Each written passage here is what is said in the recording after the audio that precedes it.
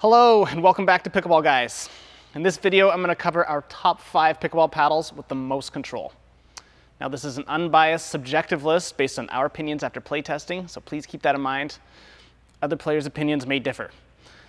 Now if you haven't done so already, please like and subscribe to the channel. That way you won't miss out on any of our pickleball content. Let's get started.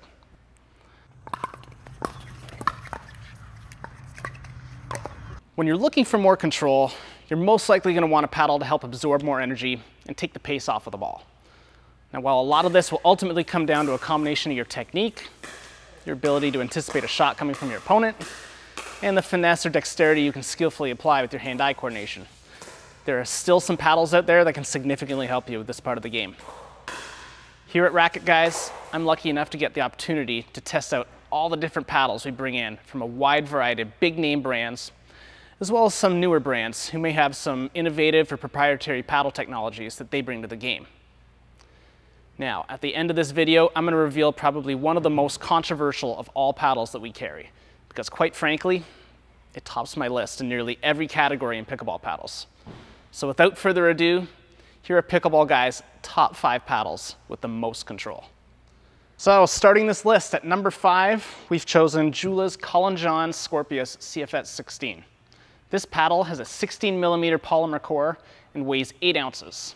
It has a longer lasting carbon friction surface that has been upgraded with Joola's charged carbon surface technology, which is an additive bonding treatment that strengthens the surface of the paddle.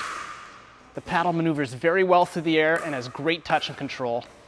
I really enjoyed hitting with this paddle, and I also like that Joola opted for a smoother, tacky grip versus the ridged grip that many of the other Joola paddles came with.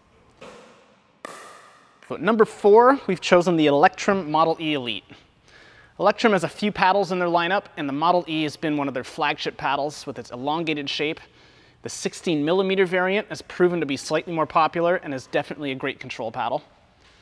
The new Model E Elite is a thermoformed upgrade from the original Model E, balancing out its great touch capabilities with some more pop and power. Now, while I'm not particularly fond of the ridged grip that it comes with, I'm well aware that there are those who do like those styles of grips. Now, if you're like me and you prefer a smoother, tackier grip, then you can always remove the grip and replace it with one of your preference.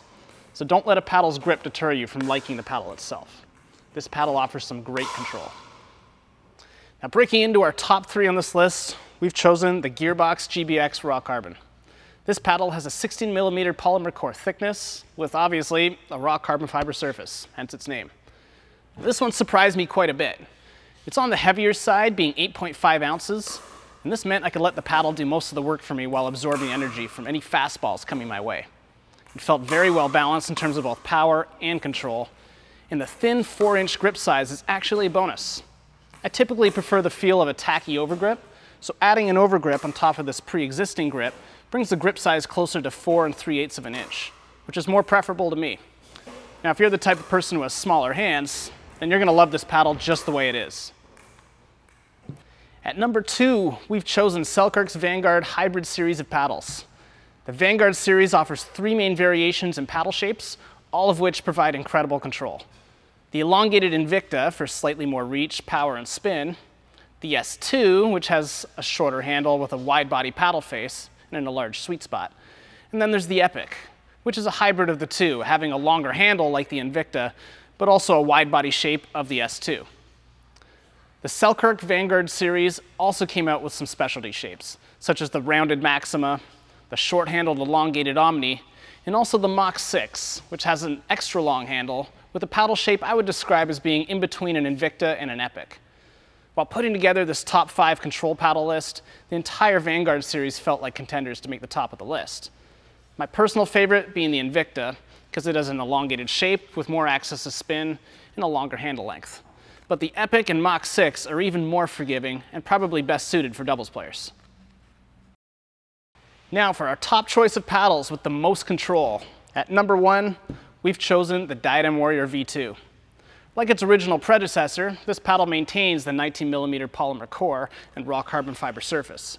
The Warrior V2 has been upgraded to include liquid carbon fiber in the edges of the paddle to provide extra durability and protection, which allows the paddle to become edgeless, making it weigh a 1/4 ounce lighter than the original, with a weight of 8.25 ounces due to not requiring a plastic edge guard. Instead, Diadem has provided an optional protective edge tape for each paddle, which can be easily applied to provide some extra protection against edges and scrape damage from the impact from the ground. Playing with this paddle, you'll notice a ton of control, as it absorbs energy from the ball extremely well, and the aramid honeycomb within the core helps provide more power whenever you need it. The paddle has a great maneuverability, and with the gritty surface combined with the paddle's elongated shape, it's great for producing spin as well. This paddle checks all the boxes, but when it comes to control, this paddle's at the top of our list. So now that I've covered our top 5 paddles with the most control, I figured I'll ruffle a few feathers here and cover the one paddle we believe tops small in every category, the Diadem Vice. This 8-ounce paddle is not allowed to be used in any sanctioned competitive play, as it was not USAP approved. And Diadem doesn't hide this from anybody. It is intended to be a concept paddle and to show what can be achieved through some more innovation. The holes in this paddle are there not just to increase the paddle's aerodynamics and swing speed, but as a distinguishing, identifiable feature that clearly marks it as an unapproved paddle, so that players can't get away with painting it another color and attempting to play with it in a tournament. It stands out based on the design alone. However, the main reason this paddle was not approved has to do with the core material being comprised of an EVA foam, which causes the paddle to compress and deflect much more than what is allowed.